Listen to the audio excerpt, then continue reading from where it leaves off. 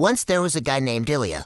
Neither poor nor rich, just ordinary. He often told himself, when I have money then I will start living for real. He waited for a raise. He waited for a successful deal. He waited for the right moment. But life didn't wait. One day, he met an old man at a flea market. The old man was selling old watches, worn, but working.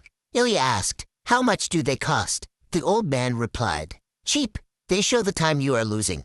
Ilya smiled. Time isn't lost. Money is lost. The old man looked him in the eyes and said, money is just a byproduct of discipline. This phrase wouldn't leave him alone. In the evening, he finally sat down honestly and counted how many hours were wasted, how many promises he didn't keep, how many times he started and quit. And he realized an unpleasant truth. It wasn't bad luck. He was simply unreliable even to himself. He decided to test one thing, not to get rich, not to change his life, but simply to keep one promise.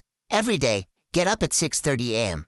Without heroism, without fanfare. Just get up. The first week was easy. The second harder. By the third, his mind began to bargain. You're an adult. You can skip. Today is Sunday. You don't owe anyone anything.